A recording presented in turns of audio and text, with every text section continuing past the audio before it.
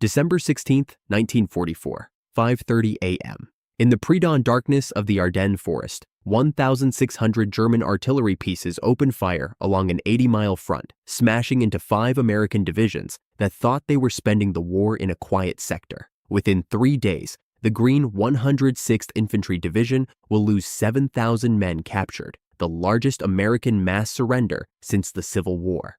Within 6 weeks, the bloodiest battle American forces will ever fight in Europe will be over. 19,000 GIs will be dead. 47,500 will be wounded. The Wehrmacht will burn its last strategic reserves on a gamble called Operation Wacht am Rhein, Hitler's last attempt to split the Allied armies and force a negotiated peace before Soviet armies cross the Oder.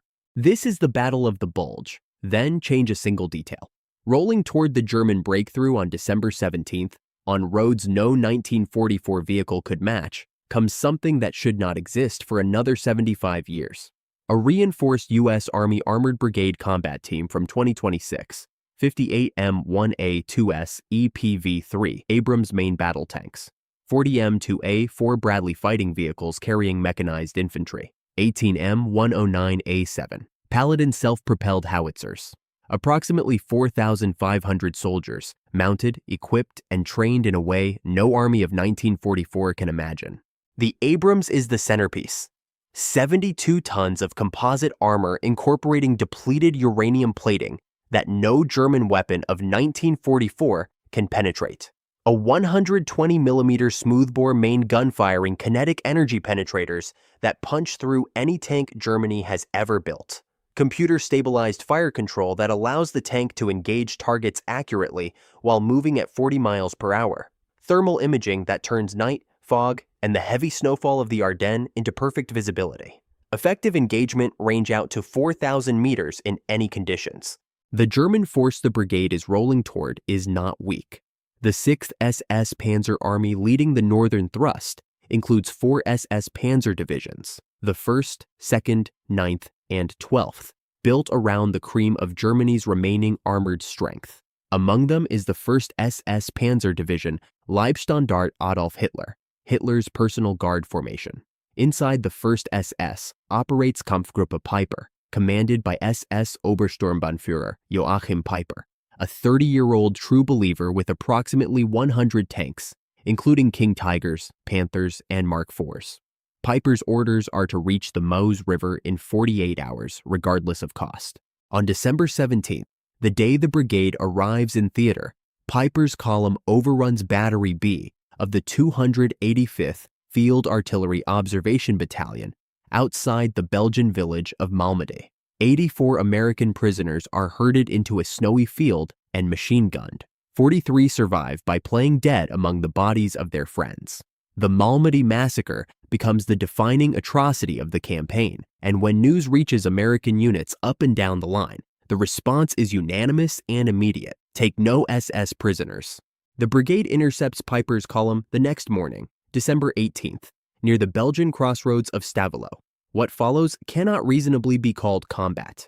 The Abrams engage Peiper's lead Tigers at 3,500 meters in heavy snowfall, conditions in which Tigers cannot see, cannot range targets, cannot fire accurately. King Tigers carrying the legendary 88mm gun, the most fearsome anti-tank weapon of 1944, find that their armor, impressive in any 1944 context, means nothing against modern kinetic energy penetrators. Their guns, effective to roughly 2,000 meters in clear visibility, cannot reach the Abrams at the ranges they are being killed from. Their fire control is optical, manually traversed, and requires the gunner to estimate range while standing still. The Abrams shoot from the move in fog, through snow, at ranges Peiper's gunners cannot match in clear daylight. Peiper himself survives. He is in a half-track at the rear of the column when his lead tanks begin exploding from hits that arrive without warning, from positions his crews never identify, in numbers that overwhelm his ability to react. By dusk, Kampfgruppe Peiper has ceased to exist. The road to the Meuse stays closed. To the south, Bastogne is being surrounded. The 101st Airborne arrives in open trucks through snowstorms, many of them without winter clothing, and takes up positions around a town with no natural defensive terrain. On December 22nd, German commanders send a surrender demand. Brigadier General Anthony McAuliffe replies with a single word: nuts. The German messengers require an American officer to explain that the response means, go to hell. The 101st holds, but they hold against everything the 5th Panzer Army can throw at them, because the brigade cannot be everywhere. The complications begin the moment the firing stops. A modern armored brigade is designed to operate inside a network. Drone reconnaissance feeding the brigade command. Satellite intelligence flowing through joint headquarters. Radar surveillance from AWACS aircraft. Signals intelligence shared across Allied units. The Ardennes of 1944 contains none of that infrastructure. The brigade has its own organic intelligence, its shadow drones, its radar systems, its thermal sights, but no way to tie those assets into the broader American command structure.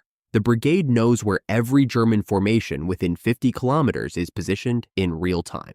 The 28th Infantry Division, collapsing 12 miles to the south, does not know, because there is no system in 1944 that can receive that information fast enough to act on it. The brigade commander makes the same request every hour. Relay our intelligence to higher headquarters. The radio links to 1944 American command exist, but the bandwidth is voice only. The encryption is decades behind anything modern equipment uses, and the receivers at 12th Army Group cannot process the volume or detail of data the brigade is generating. American units 20 miles away die in attacks the modern brigade saw forming 2 hours earlier. The friendly fire problem is worse. An M1 Abrams is 26 feet long, 12 feet wide, and looks nothing like any vehicle in the American 1944 inventory. American infantry, seeing armored vehicles approach through fog and snow, assume they are German until proven otherwise. American artillery batteries plotting fire missions in zones where the modern brigade operates are working from maps that do not show modern units. On December 19th, a battery of 105mm howitzers nearly walks fire onto a Bradley platoon supporting infantry near St. Vith. The platoon commander identifies the rounds as American before any are killed, but the lesson is permanent. The brigade's biggest single threat is not the Wehrmacht. It is being mistaken for the Wehrmacht. The crews handle it. They develop visual identification protocols, repaint their vehicles with oversized American stars, station infantry liaison teams with adjacent American units to call off potential strikes. None of these workarounds belong in modern combat practice. The brigade adapts because no one else can.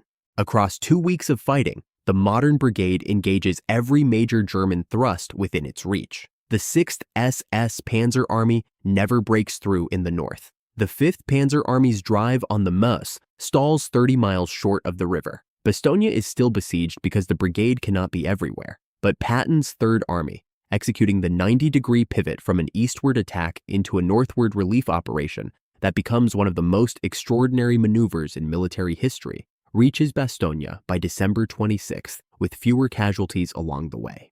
When the weather clears on December 23rd, P-47 Thunderbolts and B-26 Marauders return to the battlefield and finish what the brigade has started.